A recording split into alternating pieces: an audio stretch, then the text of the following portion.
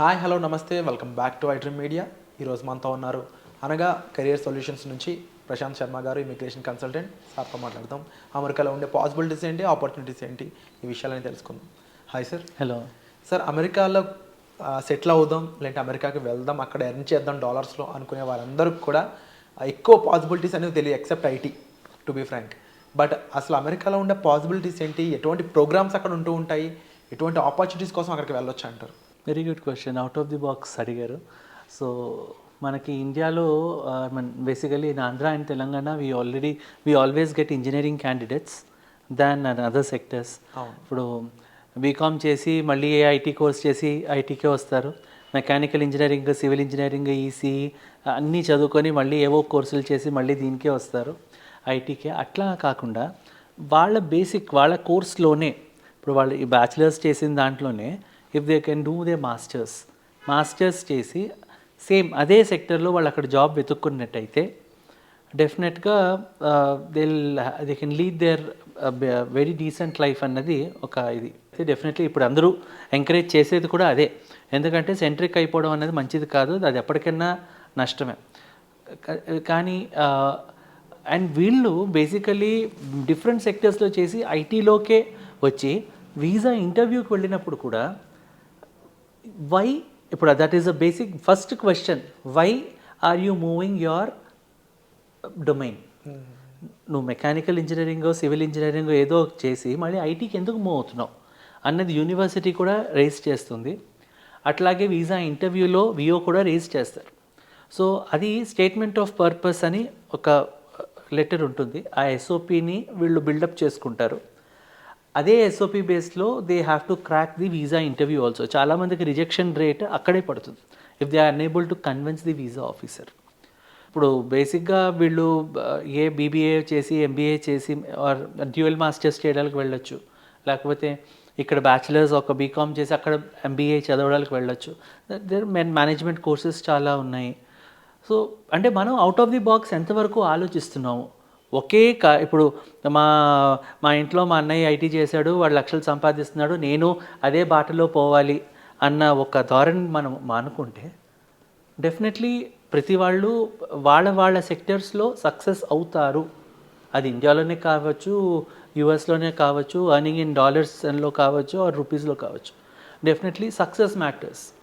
So ఆ success గురించి డైవర్సిఫైగా వెళ్ళి తన సెక్టర్లో తను చేసుకోవడం అనేది మంచి పద్ధతి. అండ్ ఫ్రీ ఎడ్యుకేషన్, ఇప్పుడు మీరు చూస్తే ఇటలీ చూడండి, ఫ్రీ ఎడ్యుకేషన్ ఫర్ ఇటలీ ఉంది. వాళ్ళకి బేసికల్గా they only give free education for the same sector people. I've done my CSC and I'm doing my masters, అప్పుడే నాకు ఫ్రీ ఎడ్యుకేషన్కి నేను eligible. Okay. So that is a concept మిగిలిన European కంట్రీస్లో నడుస్తుంది. And now Europe is in boom than western countries. So ఆ కాన్సెప్ట్నే మనం కూడా ఫాలో అయ్యి డెఫినెట్గా అదే సెక్టర్లో మనం చదువుకోవడానికి వెళ్తే లేకపోతే ఉద్యోగం చేయడానికి వెళ్తే వీ విల్ ఫ్లరిష్ అన్నది నా opinion. And even it is working also.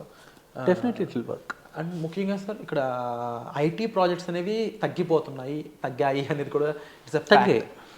దానివల్ల రిసెషన్ కానీ లేకపోతే అన్ఎంప్లాయ్మెంట్ కానీ పెరగడానికి కూడా స్కోప్ అనేది చాలా పెరుగుతూ ఉంది. Inflation is high.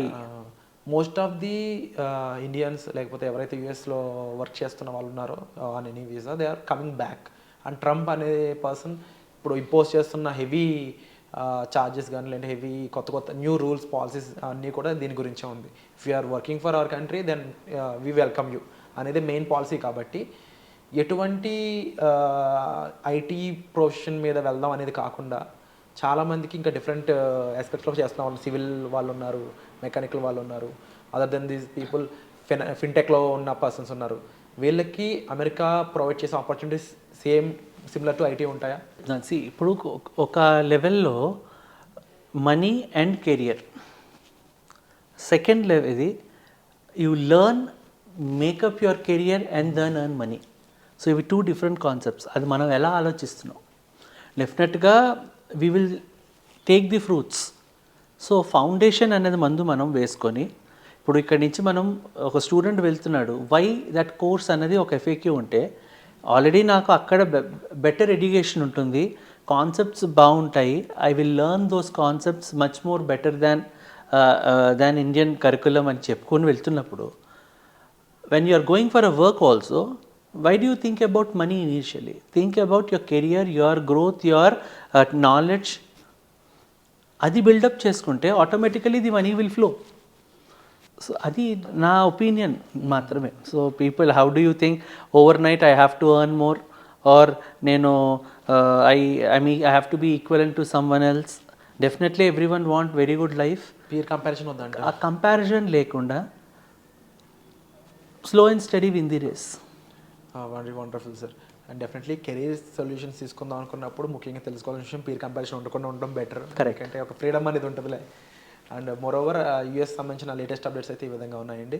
అండ్ తప్పకుండా అక్కడ కెరీర్స్కి సంబంధించి అక్కడ ప్రోగ్రామ్స్ సంబంధించి మీకు మరిన్ని అప్డేట్స్ కావాలి అండ్ డిఫరెంట్ ప్రోగ్రామ్స్ ఏమున్నాయి వాటిలో మనం ఎంతవరకు రాణించగలం ఇవన్నీ తెలుసుకోవాలనుకున్నట్లయితే మీరు ప్రశాంత్ శర్మ గారిని సంప్రదించవచ్చు. డిస్ప్లే అవుతున్న నెంబర్స్ కాల్ చేసి మీకు సార్తో ఎటువంటి పర్సనల్ అపాయింట్మెంట్ కావాల్సినా సరే కామెంట్ సెక్షన్లో మెన్షన్ చేయొచ్చు.